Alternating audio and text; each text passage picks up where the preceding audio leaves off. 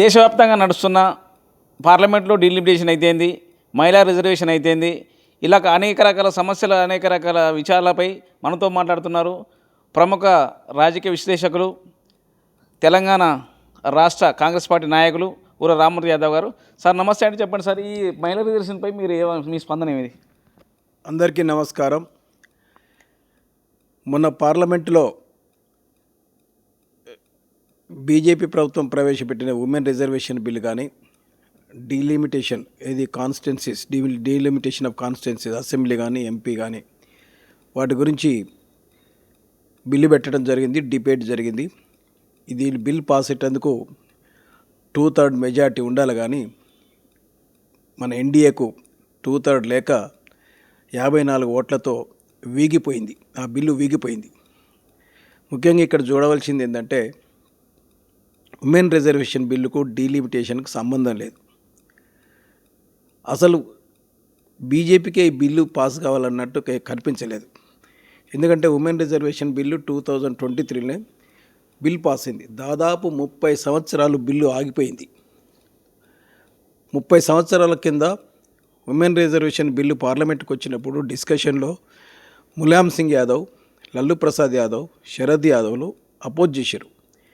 ఈ బిల్లు వస్తే ఏమైనా పార్లమెంట్లో బాబ్డ్ హెయిర్స్ మాత్రమే ఉంటాయి, మాలాంటి పేద బీసీలు ఎమ్మెల్యే క్యాండిడేట్స్ ఉండరు అని చెప్పారు. అది ఆగిపోయింది. మళ్ళీ 2023లో బీజేపీ గవర్నమెంట్లో బిల్లు వచ్చి 2 రాజ్యసభ లోక్సభలో పాస్ అయింది. కానీ ఒక్కటేంటంటే 23లో పాస్ అయినాయి, 24 ఎంపీ ఎలక్షన్లు వచ్చినాయి. అక్కడ వాళ్ళు ఇంప్లిమెంట్ చేయలేదు. 29లో ఇంప్లిమెంట్ చేస్తామని చెప్పారు. కానీ చూస్తే దాన్ని ఒకసారి హిస్టరీ చూస్తే బిల్లు పాస్ కాగానే ప్రెసిడెంట్కి పోయింది. ప్రెసిడెంట్ కూడా ఒక స్టాంప్ వేసింది బిల్లు మీద. తర్వాత గెజిట్ రావాలి, కానీ గెజిట్ 2023 నుంచి ఇప్పటి వరకు రాలేదు. మొన్న 16వ తారీఖు పార్లమెంటు బిల్లు వచ్చినప్పుడే గెజిట్ వచ్చేసింది. ఇప్పుడు వీళ్ళు అవునన్నా కాదన్నా ఇప్పుడు ఎలక్షన్లో, ఇప్పుడు వచ్చే ఎలక్షన్ 29లో ఇది బిల్లు రిజర్వేషన్ బిల్లు ఉండవలసింది, ఉమెన్ రిజర్వేషన్ బిల్లు ఉండవలసిందే. అసలు వీళ్ళకి ఇంట్రెస్ట్ ఉంటే బిల్లు 24 ఎలక్షన్లోనే ఇంప్లిమెంట్ చేయాలి, లేకపోతే 29లో ఇంప్లిమెంట్ అయితే. ఇప్పుడు బిల్ గెజిట్ రావటం కారణం ఏంటంటే, ఈ గెజిట్ని తీసుకొచ్చి ఇప్పుడు డీలిమిటేషన్ కోసం, డీలిమిటేషన్లో డబుల్ 50% ఇచ్చి నార్త్లో సీట్లు పెరిగితే సౌత్తో సంబంధం లేదు, ఎట్లయినా సరే మేము గవర్నమెంట్ ఫామ్ చేసుకోవచ్చు.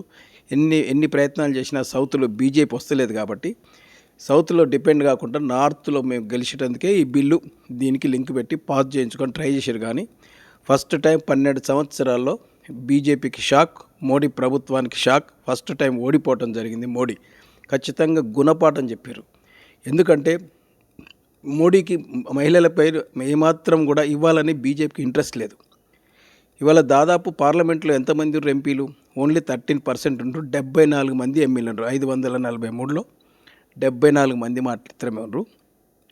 దాదాపు 21 స్టేట్లో బీజేపీ ఉన్నది. కానీ ఒకే ఒక స్టేట్లో, ఒక ఢిల్లీలోనే ఓన్లీ ఆమె సీఎం ఎలాంటి ఆమె ఒక రేఖా గుప్తాని పెట్టారు. కూర్చోమంటే కూర్చుంటుంది, లేవమంటే కూర్చుంటుంది. మరి ఇన్ని స్టేట్లో ఒక మహిళా ముఖ్యమంత్రి ఉండొచ్చు కదా. ఇవన్నీ వాళ్ళకి ఇంట్రెస్ట్ లేదు, వీటి మీద లేదు. ముఖ్యంగా చెప్పాలంటే ఎంతమంది ఇండియా కూటమి ఇవాళ రాహుల్ గాంధీ కానీ, ప్రియాంక గాంధీ కానీ, డిఎంకే కానీ, ఇవాళ టీఎంసీ కానీ, ఇవాళ అన్ని పార్టీలు కూడా, ముఖ్యంగా ఎస్పీ కానీ పార్టీలు ఉమెన్ రిజర్వేషన్లో మీరు పాస్ అయిన బీసీలను కూడా ఇంక్లూడ్ చేయాలి, బీసీ వాళ్ళకు కూడా ఇవ్వాలని. ఎందుకంటే దాదాపు ఈ దేశంలో 80 కోట్ల మంది బీసీలు ఉన్నారు. 80 కోట్ల మంది బీసీలు ఉన్నారు అంటే 40 కోట్ల మంది మహిళలు ఉంటారు.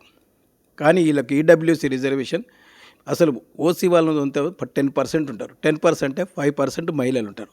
5% ఉన్నత వర్గాల మహిళల కోసం 33% రిజర్వేషన్ ఇస్తే 40 కోట్ల మంది మహిళలు, బీసీ మహిళలు ఉంటే వాళ్ళ కనీస రిజర్వేషన్ లేకపోతే ఎట్లా పోటీ పడగలుగుతారు?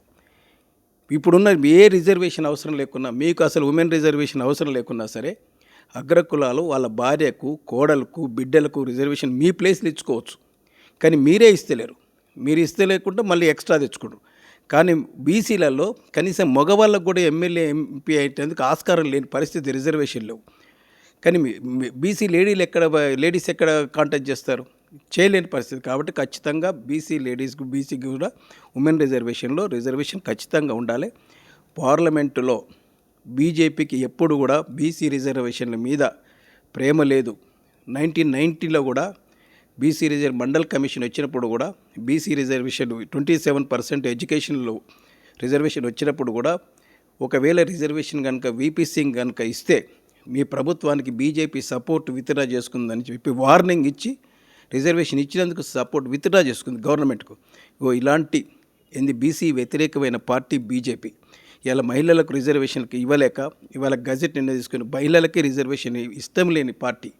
ఇలా దానికి ఎదురుగా ఇవాళ ఇండియా కూటమి మీద కాంగ్రెస్ మీద వీళ్ళకు ఇవాళ మహిళా వ్యతిరేకని ఇవాళ ఒక బట్టగాల్సి మీదేస్తారు తప్పు.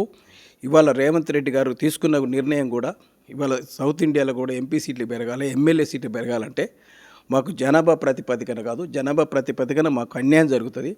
మాకు జిఎస్టీలని మిక్స్డ్ చేసుకొని కొన్ని సీట్లు మాకు ఎక్కువ ఇస్తే సౌత్ ఇండియా బాగుపడుతుంది, మాకు పవర్ ఉంటుందని ఆలోచించాడు రేవంత్ రెడ్డి కూడా. ఇలాంటి పరిస్థితుల్లో ఖచ్చితంగా రేవంత్ రెడ్డికి మంచిగా అనిపిస్తుంది. అన్నింటికంటే ముఖ్యంగా అసలు బీజేపీ సౌత్ స్టేట్స్ మీద కపట ప్రేమ కానీ సవతి ప్రేమ చూపిస్తుంది. ఒక ఫండ్స్ లేవు, ఫండ్స్ ఇవ్వకుండా మొత్తం డెవలప్మెంట్ ఇవ్వాలి. వెస్ట్ బెంగాల్ కానీ, తమిళనాడు కానీ, ఆంధ్ర కానీ, తెలంగాణ కానీ ఇక్కడ ఎక్కడ ఫండ్స్ ఇవ్వకుండా ఇవాళ కపట ప్రేమ. ముఖ్యంగా మీకు వద్దనుకుంటే అసలు ఈ భారతదేశాన్నే 2 ముక్కలు చేయాలి. సౌత్ ఇండియా, నార్త్ ఇండియా చేయండి. మీ స్టేట్ మీరు ఏలుకోండి. సౌత్ ఇండియాకు స్టాలిన్ ప్రైమ్ మినిస్టర్ చేస్తాం, డిప్యూటీ ప్రైమ్ మినిస్టర్ రేవంత్ రెడ్డిని చేస్తాం, మా రాజ్యం హైదరాబాద్లో క్యాపిటల్ సిటీ చేస్తాం. ఖచ్చితంగా సౌత్ ఇండియా సపరేట్ ఉండాలి, నార్త్ ఇండియా సపరేట్ ఉండాలి. అప్పుడు మీరు రాజ్యం వెళ్ళుకోండి, సౌత్ ఇండియాలో మేము రాజ్యం వెళ్ళుకుంటాం.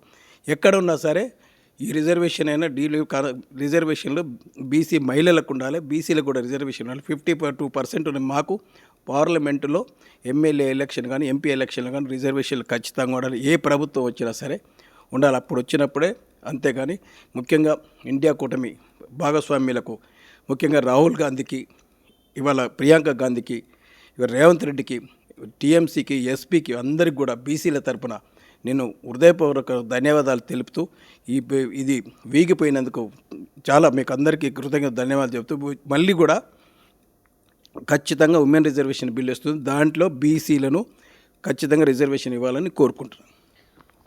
ఓకే చూస్తున్నారు కండి, ఇది ఏ విధంగా ఉందంటే చేతిలో ఉన్న పండుని తినకుండా చెట్టెక్కి తినమన్నట్టుగా ఉంది మన బీజేపీ యొక్క పరిస్థితి. ఒకసారి చూస్తున్నాను, మన తీసుకుందాం. Thank you.